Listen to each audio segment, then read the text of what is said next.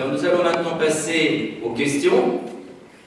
Les questions, vous pouvez évidemment vous exprimer et poser vos questions sur les sujets traités ce soir. Et puis nous pourrons aussi revenir sur certains sujets qui ont été traités lors de la dernière réunion. Donc Laurence va passer parmi vous avec son micro. Donc, qui veut débuter la séance de questions? C'est toujours le plus difficile, la première question. Pourquoi moi?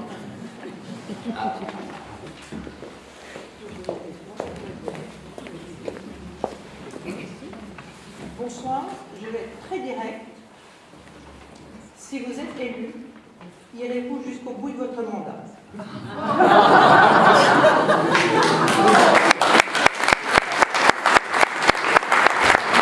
Oui, si je suis élu, c'est pour faire l'ensemble de la mandature, c'est-à-dire normalement une mandature fait 6 ans.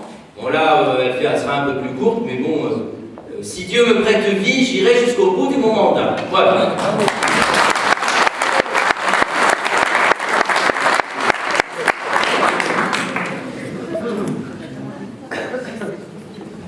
Alors, j'avoue, pourquoi vous m'avez posé cette question? J'ai peur que je... Non, il y a des bruits qui courent dans Lucienne sur d'autres personnes. Ah, il y a des gens qui ne feraient pas leur nom. Comment?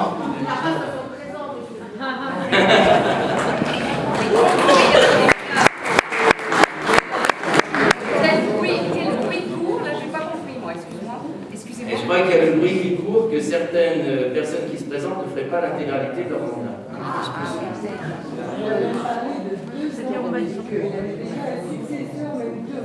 Ah, d'accord. Mais c'est intéressant. Et qui, alors qui?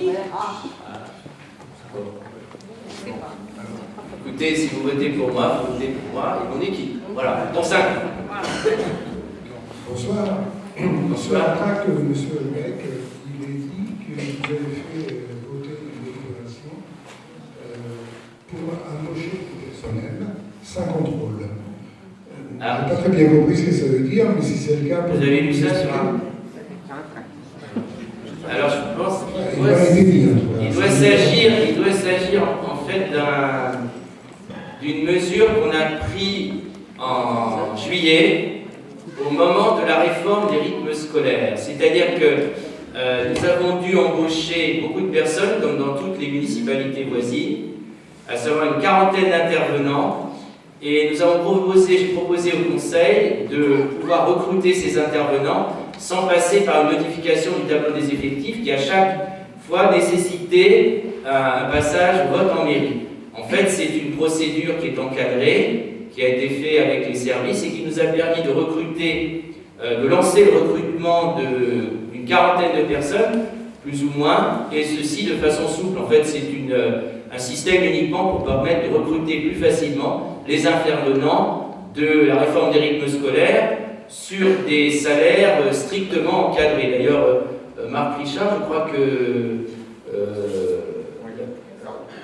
Une précision? Oui, bien avec nous.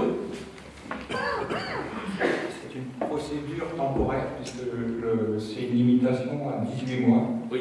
Et c'est aussi parce qu'on est en période expérimentale sur la réforme des rythmes scolaires qu'on teste cette année, qui apporte de bons résultats. Et je veux dire, on n'est pas sûr aussi d'avoir un besoin d'autant d'animateurs en fonction des réglages qu'on devra faire. Oui, c'est pour avoir en fait une souplesse avec nos animateurs, puisque, nous sommes, comme tu le disais, en phase expérimentale pour la réforme des rythmes scolaires, et il y a des activités qui peuvent être variables, c'est-à-dire on a actuellement des activités qui vont de la danse au tennis, mais qui peuvent éventuellement changer par la suite. Donc comprenez qu'il faut une souplesse dans le recrutement de ces animateurs. Et c'est uniquement dans ce but que cette délibération a été prise. Il y avait aussi une urgence, c'était que en fait, les vacances étaient là et il fallait recruter les gens avant la rentrée. Alors je dois dire que, en fait,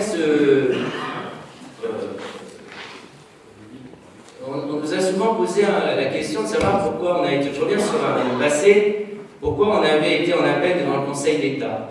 Et je pense que si on n'avait pas été en appel devant le Conseil d'État, cette délibération, on n'aurait pas pu la faire passer, et on n'aurait pas pu mettre en œuvre aussi la réforme des rythmes scolaires. Donc c'est en toute responsabilité aussi, ça a concouru au fait que nous soyons pourvus en appel pour pouvoir complètement organiser aussi cette réforme des rythmes scolaires et faire face à nos responsabilités et ne pas laisser les familles devant dans une situation inextricable.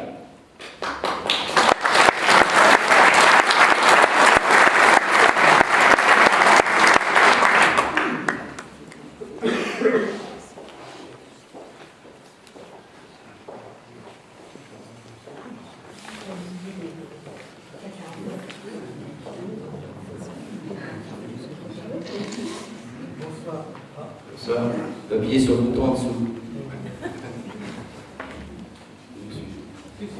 Ça doit fonctionner. Non, ça ne va pas bien. C'est là? Non. Bon, je vais parler comme ça, ça On va prendre un autre micro, c'est ça. Ah, il y en a un autre. Ouais. Voilà. Décidément. C'est bon. Parfait. Parfait, on vous entend. Bonsoir, Lionel Régnier. Dans tous les thèmes que vous avez abordés, il y en a un qui me touche à cœur, c'est le sport. Oui. Or, vous ne pourrez avoir la culture, la solidarité et l'intergénérationnel que si vous avez des gens en bonne santé, en bonne forme, Oui. avec du bien-être. Et c'est vrai qu'au niveau du sport, il est à regretter un équipement qui est maintenant désuet, qui s'appelle le gymnase Jacques Tassin, qui a fait son temps, Oui. mais dont on ne parle jamais. On a parlé du parking, on n'a pas parlé du gymnase en lui-même. Donc je sais que si la ville s'engage vers le tout numérique, vers la culture, le rayonnement départemental et national, il faudrait aussi que les autres équipements suivent. Alors je crois que le gymnase, c'est effectivement, on est tout à fait conscient que le gymnase est, on va dire, extrêmement utilisé. Beaucoup de monde se succède au gymnase, que le gymnase est assez ancien. Effectivement, il y aurait des efforts de rénovation à faire. Sachez que ce qui conditionne, alors les mesures dont on a parlé ne sont pas des mesures qui sont coûteuses. On parlait tout à l'heure de la culture. Jean-Philippe Fraser nous a montré que nous avons pu faire une politique culturelle de qualité et nous allons la continuer avec un budget équilibré sans augmentation. Le gymnase, c'est beaucoup plus conséquent. Vous le savez, j'en ai parlé en réunion de l'association sportive de Loussienne. La rénovation du gymnase fait partie effectivement, quand nous en aurons les moyens, notamment dans le budget d'investissement, d'une priorité. Ça, nous en sommes tout à fait conscients. Pour le moment, nous avons à faire face à un certain nombre, on va dire, d'impératifs, notamment en ce qui concerne notre budget d'investissement. Mais dès que nous aurons la possibilité de faire quelque chose, il est certain que le gymnase et la rénovation du gymnase fera l'objet de notre attention. Nous avons aussi, tout à l'heure Florence vous en a parlé, le problème des crèches, le problème des écoles, tout ça ce sont des éléments qui vont passer avant, mais le gymnase aussi fait partie d'une de nos priorités. Vous savez, moi je suis assez pragmatique, c'est-à-dire que je pense qu'il vaut mieux dépenser sur la voirie, sur ce qui est utile, les écoles, les crèches et les activités sportives. Vous avez tout à fait raison de le souligner, le sport est indispensable. Et nous sommes très très heureux qu'il existe à Loussienne autant de sections de l'association sportive loussiennoise et que cette association soit particulièrement dynamique grâce à des personnes comme vous d'ailleurs.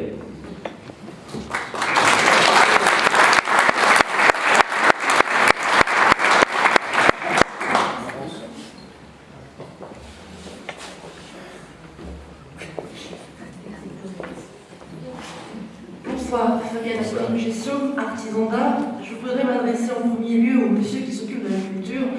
Et je regrette que vous n'ayez pas approché les métiers d'art, qui sont des créateurs et des artistes. Et je vous invite à y réfléchir parce que c'est important.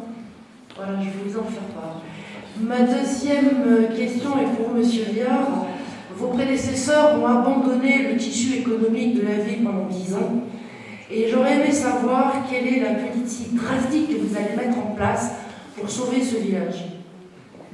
Vous parlez de sauver l'activité du Les village. activités, alors il y a Bien eu sûr. un impact très fort Ouais. au niveau des travaux de cette place, où je pense qu'il n'y a pas eu de réfléchi sur l'impact du chiffre d'affaires que pouvait avoir le manque de place, le fait de ne pas se garer. Moi, je fais des devis au cul des bagnoles. Ce sont des conditions de travail déplorables. Donc, c'est très inquiétant. Et l'avenir, notre mode de vie va changer. Les pleins champs vont déplacer une population. Villevert, dans le temps, fera exactement la même chose. Que va devenir ce village? Des personnes vont prendre leur retraite. S'il n'y a pas de chiffre d'affaires intéressant, il n'y aura pas de repreneur. Il faut réfléchir sur le long terme. Alors, vous soulevez en fait un problème dont nous sommes tout à fait conscients. Je vous fais remarquer que le premier problème du village, du centre-village et du commerce, c'est le stationnement.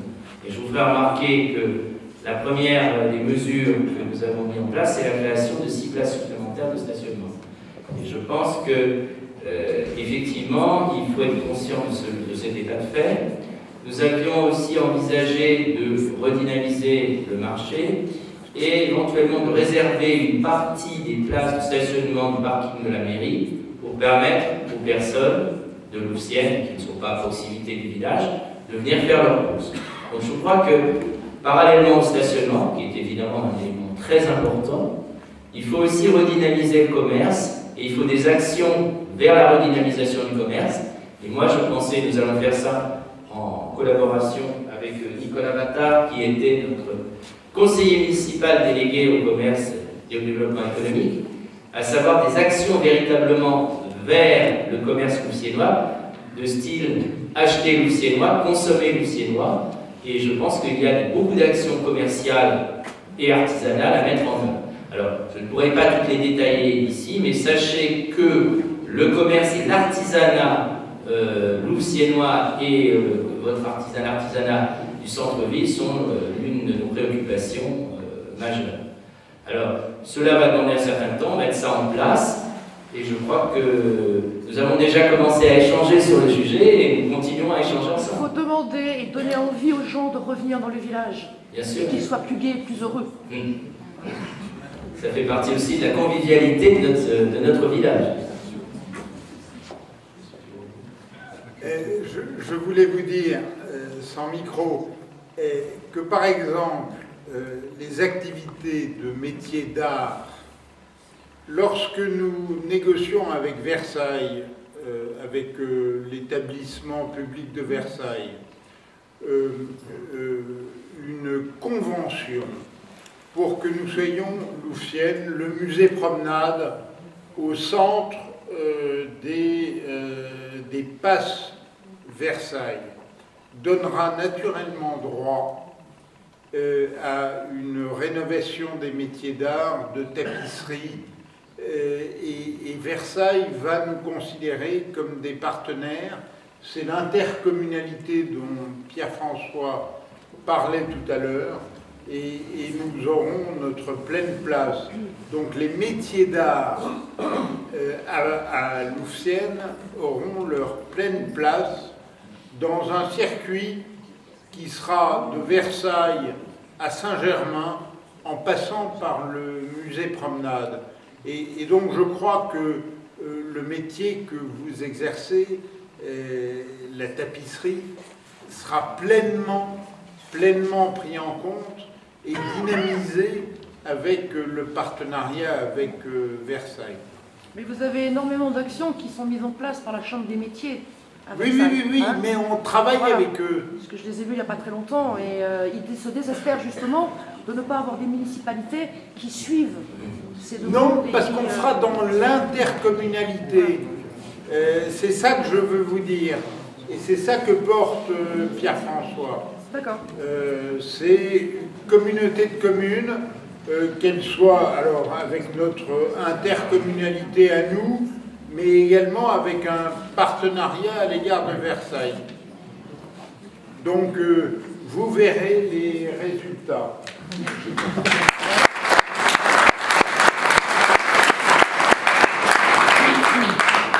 Bonjour.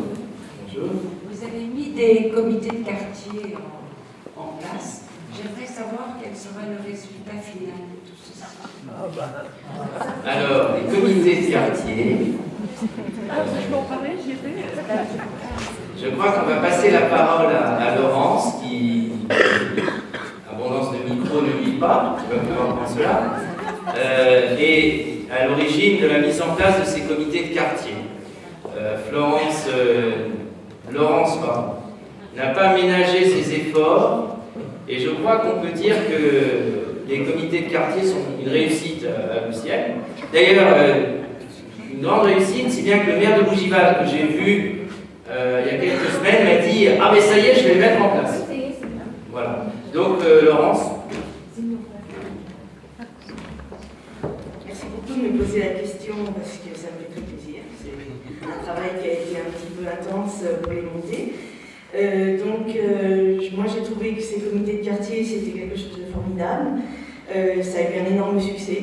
Il faut savoir qu'on avait ouvert à 30 personnes par quartier et en fait on a des quartiers où on a des adhésions qui sont supérieures à 30 personnes. Au niveau méthodologie, on leur a présenté de grands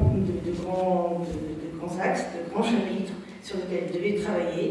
Ils ont travaillé, c'est-à-dire que ça a commencé la première réunion avant les vacances de la Toussaint, les suivantes juste après, et après, toutes les semaines, il y avait des réunions de quartier, des comités de quartier à la mairie. 1, 2, si ce n'est 3. Ils ont fait donc un diagnostic de leur quartier. Ils ont ensuite fait une synthèse. Et logiquement, en janvier, on devait avoir une réunion plénière qui nous permette de faire l'aboutissement, plénière avec évidemment les conseillers municipaux, de faire l'aboutissement de leur travail et voir ensemble la suite à donner, le travail qu'on allait faire ensemble. Le principe était d'échanger. Bon, j'espère que ça va se passer par la suite. On va pouvoir continuer. De voir quelles étaient les priorités, de voir les faisabilités immédiates. C'est-à-dire qu'il y a des travaux qui ont été initiés, qui sont des travaux qu'on peut faire très rapidement. Et il faut savoir que les comités de quartier, c'est quand même sur 5 ans. Donc, certains travaux qui vont être initiés par les comités de quartier vont travailler pendant au moins 5 ans. Et on va les réaliser avec eux. Il faut aussi savoir que certains travaux vont être, il va y avoir des interconnexions entre les quartiers. Donc, il va y avoir une synergie entre les comités de quartier pour pouvoir travailler ensemble également. Voilà. On en est là, en fait. On en est au bilan, à la synthèse et bientôt à la mise en œuvre dès qu'on a fait les réunions plénières, si on les fait.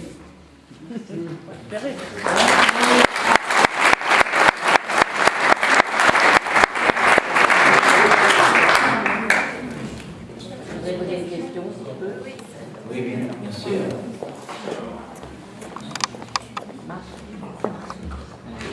Oui, bonjour, Annick Chalet. Voilà, je voulais vous demander, je m'excuse, un oiseau de mesure, à supposer que vous ne soyez pas élu, évidemment, que se passerait-il de tout ce que vous avez mis en œuvre? Qu'est-ce qui resterait? Est-ce qu'on aurait le droit? Est-ce que la suite, par exemple, peut dissoudre les comités de quartier? Est-ce que les actions alors ça, je ne sais pas. Il faudrait demander à la personne qui serait élue de savoir ce qu'elle va faire. Nous, on apporte un projet. Après, ce sont des choix politiques. Je ne sais pas si... Mais il y a quand même des choses que vous ne pourriez plus changer. Par exemple, les activités scolaires, elles sont en route pour l'année. Alors, c'est certain que pour certaines activités, par exemple l'activité scolaire, les activités périscolaires doivent continuer, c'est la loi qui l'impose, mais l'organisation peut être différente. Elles peuvent devenir payantes, elles peuvent être de nature différente. Tout peut changer. Moins de concertation. Il faut savoir que le mode de fonctionnement que nous avons mis en place est un mode de gouvernance avec beaucoup de concertation. Vous savez, vous connaissez la retransmission du conseil municipal en direct sur Internet. Quand nous sommes arrivés, les questions de fin de conseil devaient être formulées par écrit. Moi, je ne peux pas m'engager sur ce que ferait une autre équipe à la mairie. c'est un choix politique. Nous avons fait ces choix politiques, et il est certain que si on veut qu'ils soient pérennes, eh bien, il faut choisir de repartir avec nous, ça c'est certain. C'est la meilleure garantie.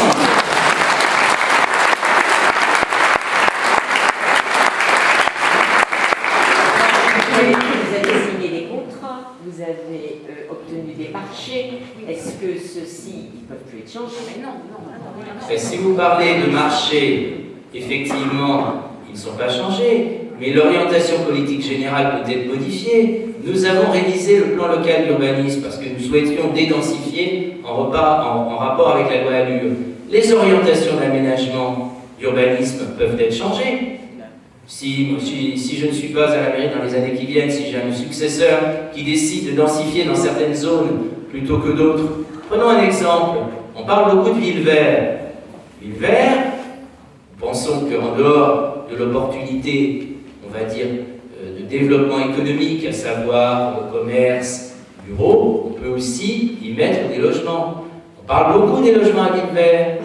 Si on arrive à répartir les logements entre Ville-Vert et le reste de la ville, ça permet d'éviter de densifier massivement la ville et de rajouter 200 logements dans le centre-ville. C'est des choix. Ces choix sont différents selon les équipes, selon les options qui ont été retenues. Voilà. C'est un exemple. L'urbanisme, les finances, de la même façon. On peut choisir de rembourser ou non par anticipation la dette. En 2009, j'avais proposé, lorsqu'il y a eu la vente des terrains du Gautier qui ont été vendus, c'était des terrains qui ont été vendus à un bailleur social. La ville a récupéré 4 millions d'euros. J'avais à ce moment-là dit, ce serait plus intéressant de désendetter pour se dégager un petit peu de cette dette. Et à l'époque, nous avions un poids des intérêts qui était important. Mon prédécesseur avait choisi de ne pas le faire. D'ailleurs, nous avons eu un débat en commission des finances. Il m'a dit non, on ne fait pas ça. Préférer faire la place de l'église, faire le terrain synthétique du terrain de football, refaire la mairie, ce sont des choix. Moi, à cette époque-là, j'avais dit la place de l'église, c'est beau, c'est séduisant, mais avons-nous les moyens de faire ces travaux-là? L'audit nous a montré qu'il aurait été peut-être préférable, même sûrement préférable, de désendetter la commune à ce moment-là. Vous voyez, tout ça, même si nous avons évidemment, par exemple, des contrats qui sont passés, je peux citer un contrat quand nous sommes arrivés, nous avons actuellement un contrat d'exclusivité pour la fabrication du Louvciennes Eco avec une imprimerie. Ce contrat se termine en 2015. Nous avons travaillé avec cette structure, cette société, quand nous étions à la mairie en 2014. Donc là, effectivement, c'est un contrat qui existait d'avant. Donc il y a des contrats qui existent, mais les grandes orientations de la politique, que ce soit la politique culturelle, que ce soit la politique d'urbanisme, que ce soit la politique financière, sont données par le maire et par son équipe.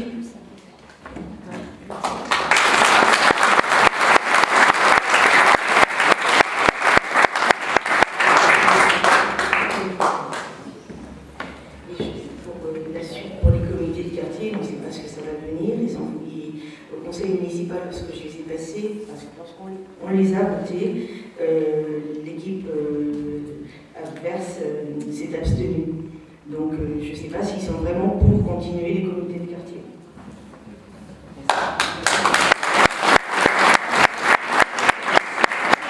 Je vais prendre un autre exemple. La sécurité. Nous avons eu beaucoup de cambriolages à Louvciennes au moment de la Toussaint. On a constaté qu'avec le nombre de policiers que nous avions, nous ne pouvions pas couvrir l'ensemble du planning. Nous avions de plus un désengagement de la police, puisque vous savez que le commissariat de Marly est pratiquement plus rien. L'ensemble des services ont été transférés à Saint-Germain et au Vésinet. Donc quand vous appelez le 17, eh bien les équipes interviennent à partir de Saint-Germain ou du Vésinet, ou si on a un peu de chance, elles ne sont pas loin, elles interviennent directement. C'est la raison pour laquelle j'avais proposé, j'ai fait voter au conseil municipal l'embauche d'un policier supplémentaire. Pourquoi? Parce qu'on a constaté que les délais d'intervention étaient trop longs. On a eu beaucoup de cambriolages, puisque les statistiques ont montré que depuis novembre 2013 à novembre 2014, il y avait une augmentation de 80%. Donc, vous avez tous entendu parler de cambriolage. Moi, je ne pouvais pas rester les bras ballants, en disant « je ne fais rien ». C'est la raison pour laquelle j'ai demandé à la police municipale de patrouiller davantage, de faire du pilotage, d'être présent sur le terrain, et pour pouvoir couvrir à minima l'ensemble des créneaux horaires et avoir des équipes conséquentes, il nous fallait recruter un policier supplémentaire. C'est la raison pour laquelle j'ai demandé au conseil municipal de voter ce poste. Eh bien, l'équipe de M. Van Hulbeck a voté contre. Alors, je peux vous dire que j'ai été ce jour-là, à titre personnel, un peu choqué. Parce que j'avais c'est une mesure que j'avais décidé une quinzaine de jours, d'avions décidé avec Philippe Delarue en charge de la sécurité, une quinzaine de jours auparavant, parce que vous savez que pour voter quelque chose, il faut préparer le conseil. Et le soir du conseil, dans la journée, j'avais appris qu'une personne d'éclos s'était fait agresser. Vous êtes peut-être au courant, chez elle. Et je vous avoue que quand j'ai défendu ce projet, la mise en place de ce policier supplémentaire, j'avais des arguments. Et bien malgré ça, les contradicteurs ont voté contre. Voilà. Donc, vous voyez l'importance de la politique que le maire veut insuffler à sa commune. Voilà. J'ai discuté aujourd'hui avec les policiers et ils en réclament encore un autre. Ils voudraient que vous restiez. Et de toute façon, il y a un arbitrage à faire. Alors, effectivement, ils veulent que vous restiez. Oui. C'est-à-dire que les policiers, j'ai été beaucoup sur le terrain avec eux. Et je pense que la sécurité est pour moi, un des secteurs les plus importants, un des axes les plus importants, doit être l'un des axes les plus importants de notre politique. Parce qu'on assiste de plus en plus à un désengagement de l'État. Alors vous me direz, certains me diront, oui mais attendez, vous n'allez pas mettre des policiers dans la rue, ça ne sert à rien. C'est pas vrai, si les policiers circulent, s'ils sont sur le terrain, en voiture ou à pied, eh bien ça dissuade au moins les petits cambriolages. Alors c'est certain que si vous avez une bande organisée qui vient armée pour vider une maison, là ils sont un peu démunis. Mais ça permet au moins de lutter par leur présence sur le terrain contre justement ces cambriolages. Et je voulais aussi vous dire une mesure que nous comptons aussi mettre en place, c'est la mesure des voisins vigilants. Et les voisins vigilants, ça permet aux voisins de surveiller, notamment pendant les maisons des Siennois, sans pour cela évidemment attenter à leur vie privée, mais toujours est-il que c'est un bon système qu'on voit développer dans les pays anglo-saxons et qui donne de bons résultats. Et ça nous permet d'avoir un système qui ne coûte pas trop cher. Voilà.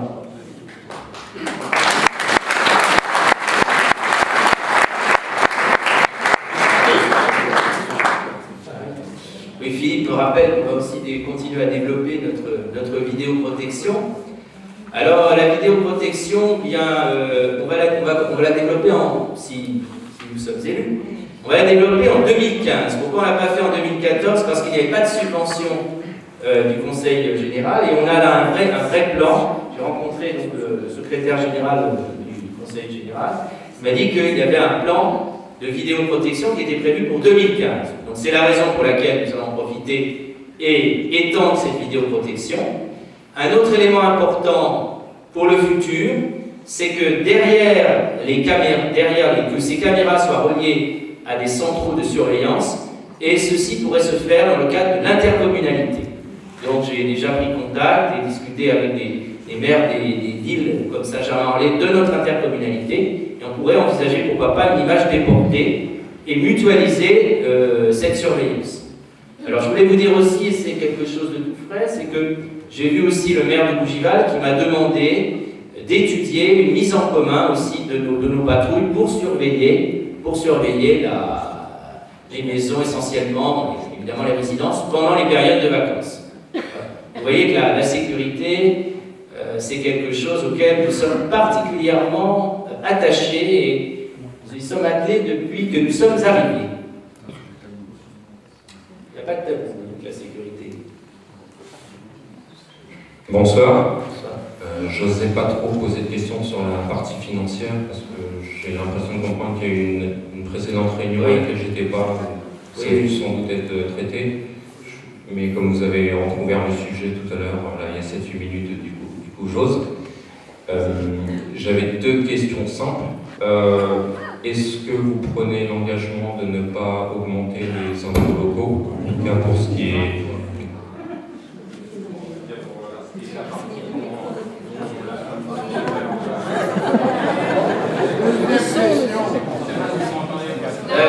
Le micro ne marche pas? Donc j'ai compris que vous nous demandiez si on n'augmentait pas les impôts. Effectivement, nous avons pris l'engagement sur notre programme de ne pas les augmenter. Nous n'avons pas augmenté en 2014, nous ne les augmenterons pas en 2015. Et deuxième question, tout aussi simple, sur le même thème. Je crois comprendre que le niveau d'endettement est autour de 12 millions d'euros. C'est ça, oui. Voilà, et je voulais savoir si vous aviez un engagement aussi sur ce niveau d'endettement, de désendettement éventuel, surendettement éventuel, je ne sais pas dans quel sens. Est-ce que vous avez... J'ai été clair, je vous ai dit en 2009, mon choix a été de désendetter. Le choix est toujours le même, je ne peux pas continuer avec un endettement aussi important. La vente du terrain des Pleins Champs servira à nous désendetter de façon prioritaire, bien entendu. Et nous verrons au fur et à mesure si nous avons d'autres opérations qui se réalisent, comme par exemple les tennis de voisins, continuerons à ce désendettement. Le poids on ne peut pas continuer avec un poids de la dette aussi important qui se maintenu depuis de nombreuses années. Et en fait, il n'y a pas eu de réelle politique de désendettement. Il y a eu tout simplement un remboursement des échéances, comme vous remboursez votre prêt pour votre maison, mais pas une réelle politique de désendettement comme celle que je réclamais en 2009.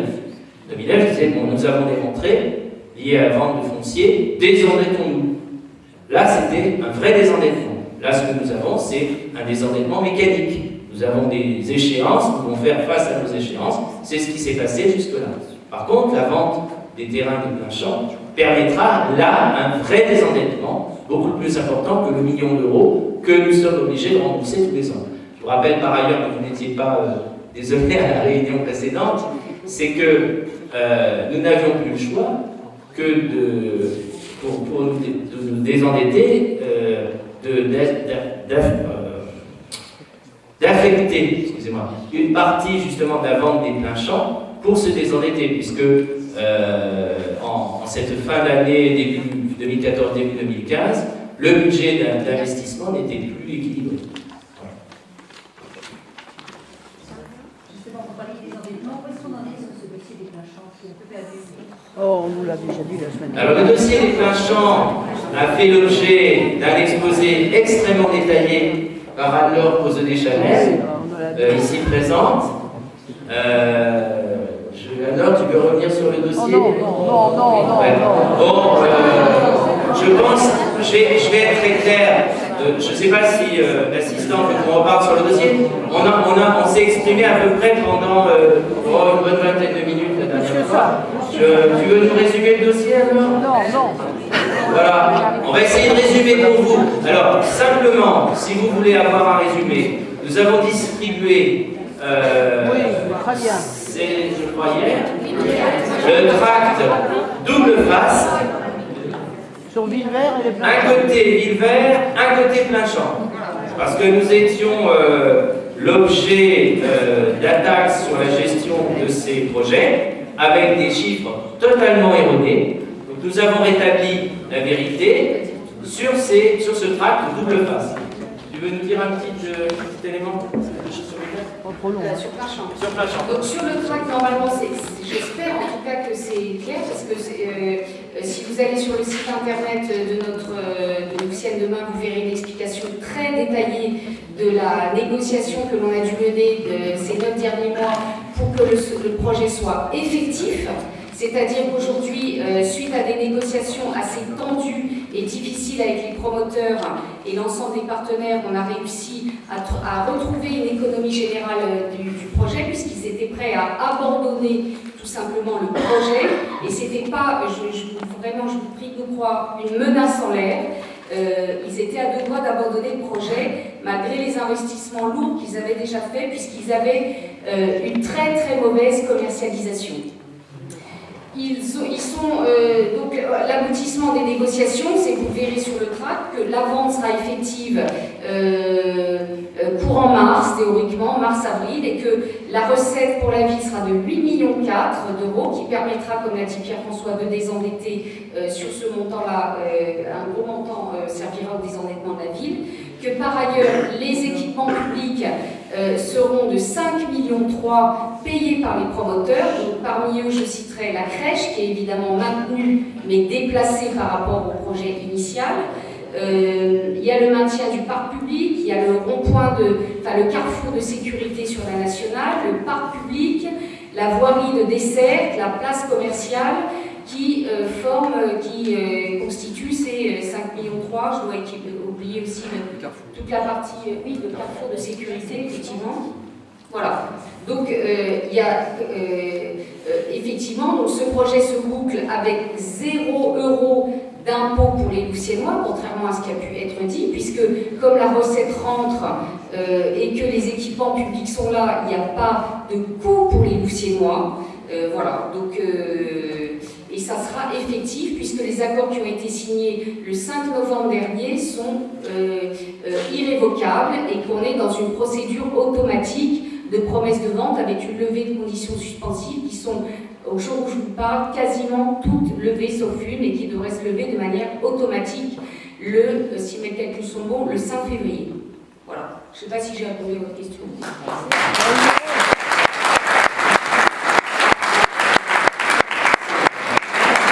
À propos de choix politique, oui. On souhaitait avoir votre avis en ce qui concerne la voie douce qui a été décidée au niveau national puis régional, le long de la Seine, sur la rive gauche de la Seine, qui doit donc descendre de Port-Marly, Louvciennes, de Conti, le long de la Seine, proprement dit, et poursuivre par ça sur Poussal.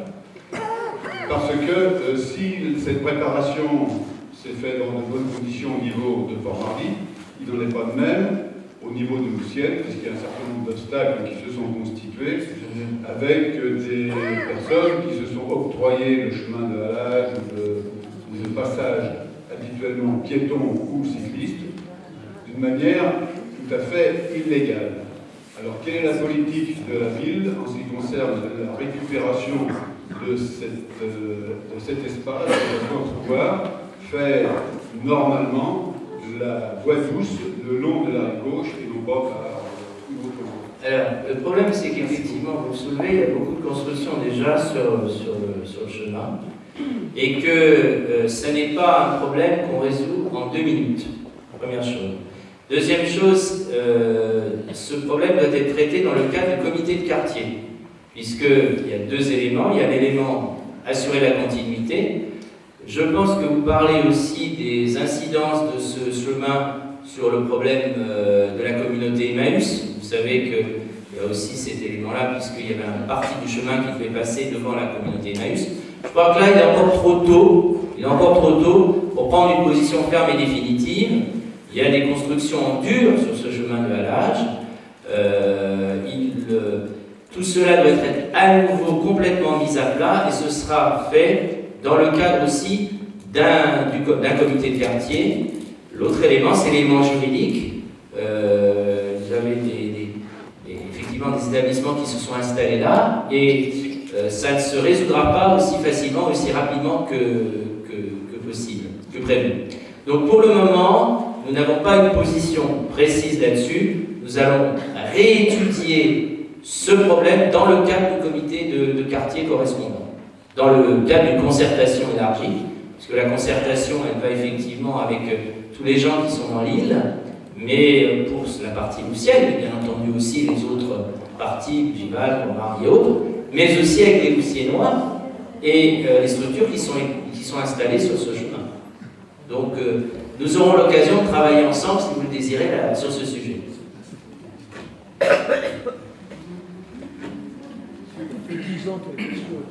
Oui, c'est pas un sujet facile.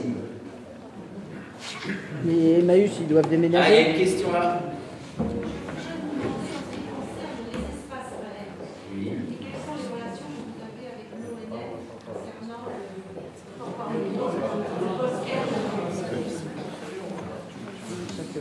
Je voudrais vous poser une question en ce qui concerne les espaces verts, parce qu'on n'en a pas tellement fait l'État.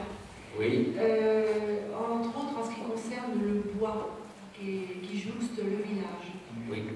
Et les relations que vous avez avec l'ONF. Parce que je trouve que le bois est un peu laissé à l'abandon. Oui.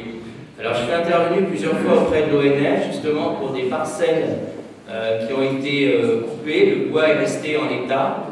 Et actuellement, nous étions en train d'intervenir, reprendre des contacts avec l'ONF, justement à ce sujet-là. J'ai constaté, comme vous, qu'il y a certaines parties du bois qui sont laissées à l'abandon. Et je les avais contactés. Maintenant, nous avons été un peu arrêtés dans notre élan, donc je compte vivement reprendre notre discussion effectivement avec l'ONF, parce qu'il n'est pas acceptable qu'on ait des parties de la forêt gaussienne qui soient littéralement laissées à l'abandon. J'avais même téléphoné, j'avais repéré les numéros de téléphone des personnes, des entreprises qui travaillaient justement dans ce bois. Nous les avions contactés et en fait ils se renvoyaient la balle avec l'ONF. Donc là-dessus, c'est en cours. Voilà. Il y a une proximité avec la Seine-Saint-Denis. Bien sûr. Donc ça fait toute une étendue. Bougival et la Seine-Saint-Denis. Il n'est pas laissé à l'abandon, il est saccagé.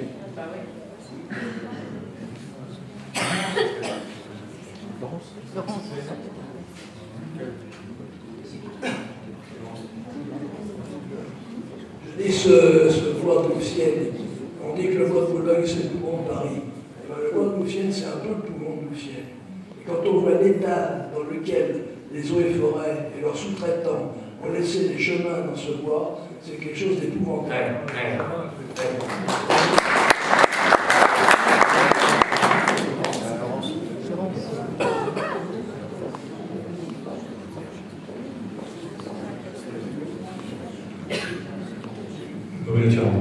Je pose une question qui a peut-être déjà été débattue la dernière fois. Oui, je vous en prie. Mais elle sera courte.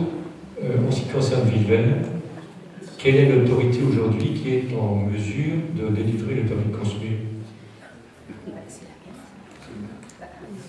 L'autorité pour délivrer le permis de construire un corps. Je crois que c'est depuis le 1er janvier, normalement c'est l'intercommunalité, je crois. Non, alors pour Villevelle, c'est la commune. Comme tout permis. Comme tout permis sur la commune, Villevelle fait partie de la ville de Louvciennes, c'est la ville qui délivrera le permis de construire. Il n'y a pas de il n'y a pas de changement depuis le 1er janvier, il n'y a pas un changement de basculement vers l'intercommunalité? Non, ce n'est pas sur le sujet du droit d'urbanisme. Il n'y a pas eu de transfert de compétences urbanisme vers l'intercommunalité, en tout cas pas pour l'instant. D'ailleurs, pour autre chose, c'est pour un autre sujet.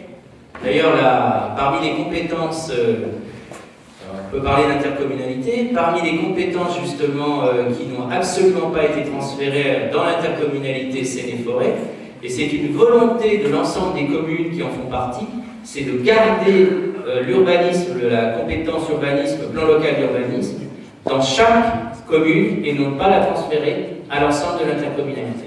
Et ça a été une décision unanime et une volonté unanime du bureau intercommunal. Est-ce que la préfecture ne peut pas imposer un projet si la loi Allure n'est pas respectée? Si la loi Allure n'est pas respectée par la ville de Louvciennes, le fameux 25%, oui. Est-ce que la préfecture... Alors, la loi oui, vous pas. Est-ce que la... Oui, pas Allure. Est-ce que la... Non, c'est pas la loi Allure, oui. Est-ce que la préfecture ne peut pas dire là, vous avez un terrain, oui. On y va, c'est nous qui décidons? Alors ça, il s'agit de la possibilité par la préfecture de préempter. Alors ça ne se produit que on a un constat de carence, c'est-à-dire par exemple, l'année dernière, la commune n'avait pas fait son nombre de logements imposés. On a tous les 3 ans un plan triennal à respecter, et quand la commune ne respecte pas le plan triennal, à savoir le nombre de logements sociaux à faire, l'État déclare, le préfet déclare alors un constat de carence, et il prend la main sur le maire qui perd son droit de préemption. C'est ce qui s'est passé il y a 1 an.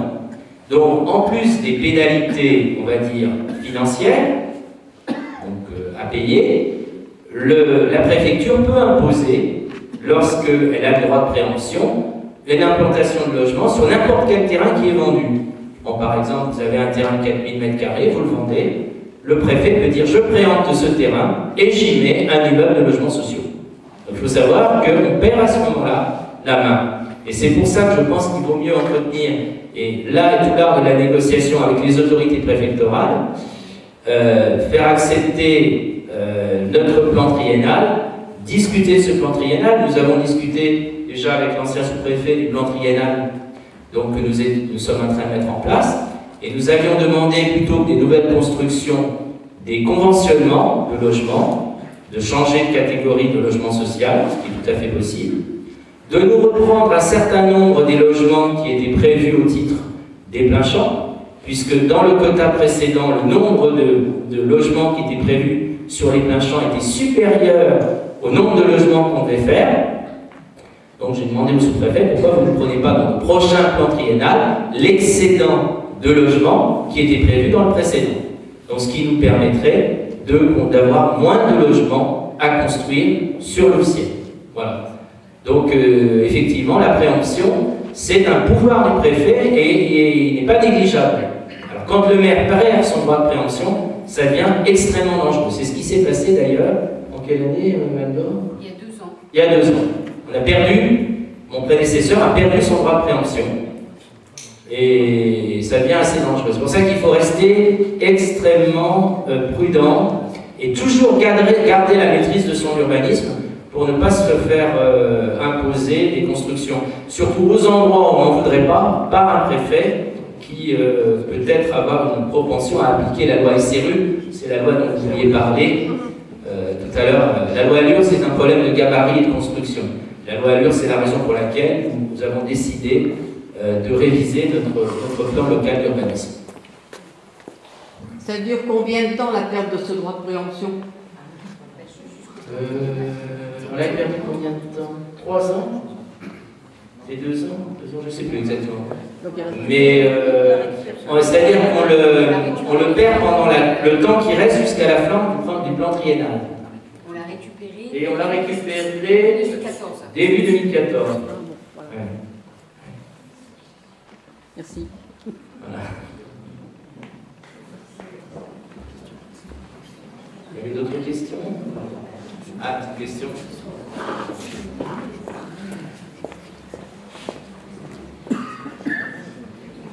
Je voudrais revenir sur un des sujets que vous avez abordé en début de réunion sociale et notamment sur les seniors. Oui. Et pour cause. Oui. Sur le territoire de la commune, il y a un certain nombre de maisons de retraite, même assez nombreuses, je dirais. J'avais 2 questions à vous poser à ce sujet. Est-ce que la mairie dispose de pouvoirs quelconques pour permettre à des Louvciennois de bénéficier de ces maisons s'ils le souhaitent? D'une part, c'est-à-dire est-ce qu'il y a une possibilité, une priorité ou autre chose? Non, la mairie, bon, je vais peut-être finir. Florence répond en spécialiste. Bon, je vais finir à poser la deuxième partie de ma question. Certaines de ces maisons de retraite se disent médicalisées.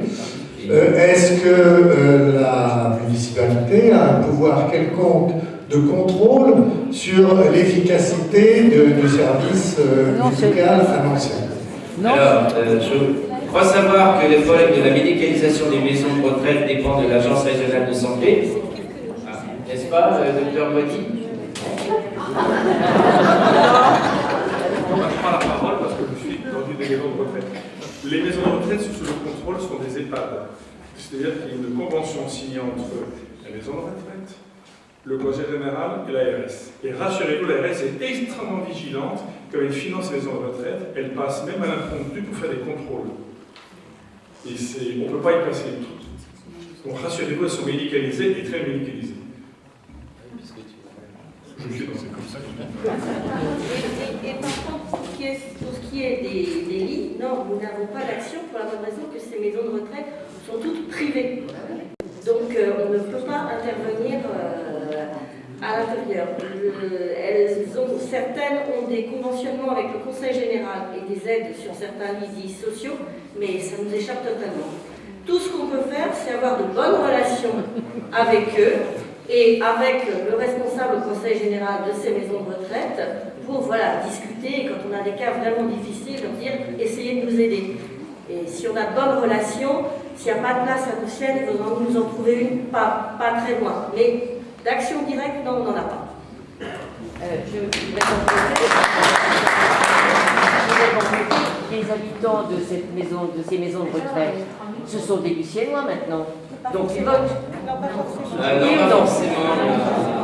Il y a pas mal de personnes qui ne sont pas luciennois. Il y a d'autres personnes qui n'ont pas les capacités de voter et qui sont sous curatelle, je crois. Il y a la procuration. Peut-être.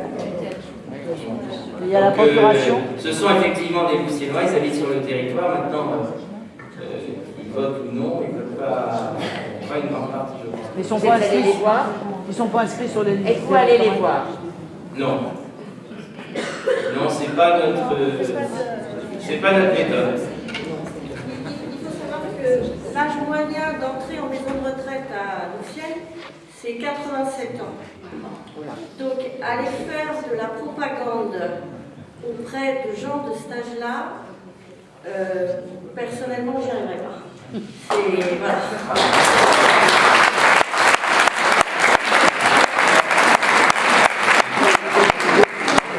Vous parlez de maisons de retraite. Vous savez que si on parlait de Ville Verte tout à l'heure, le projet de Ville Verte, on y prévoit une résidence senior. Et je pense que ça peut faire partie, justement, des accords avec cette résidence senior, que les Luciennois puissent effectivement aller dans cette résidence senior. C'est le moment de le mettre en place. Plutôt que là actuellement, la seule possibilité que nous ayons, c'est d'être bien avec les managements de ces maisons de retraite, avec les directions de ces maisons de retraite. Ça se passe bien, mais ils n'ont aucune obligation vis-à-vis de nous.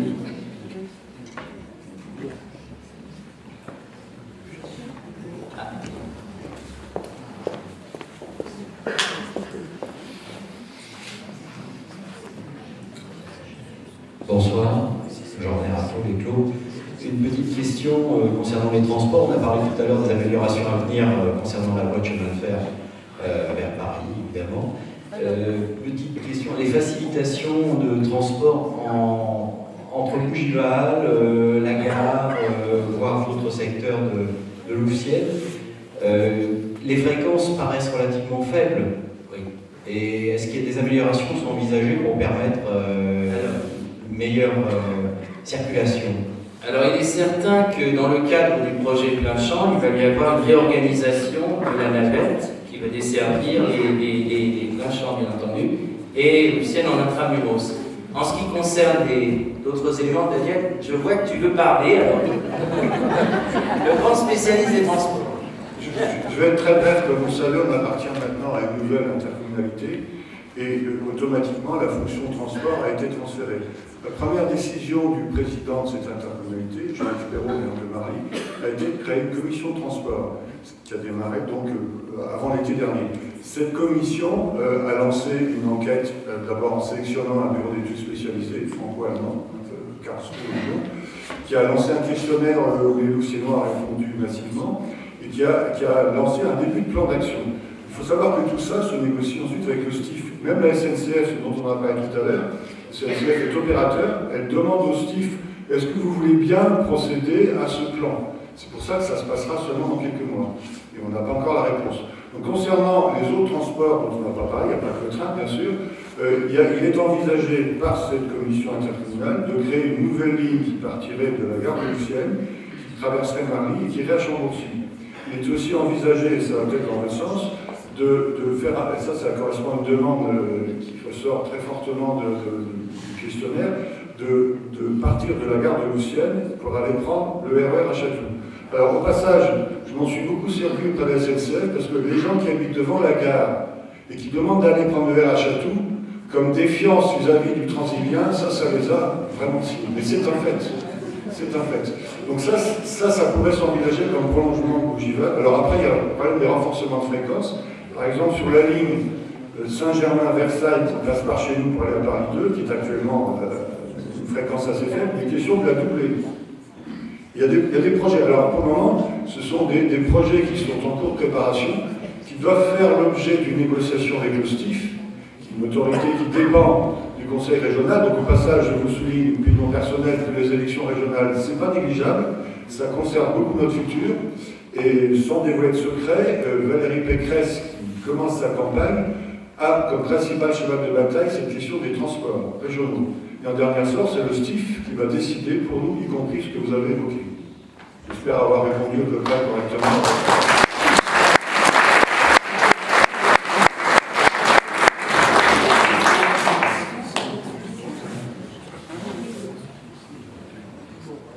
Ça va, vous savez tout?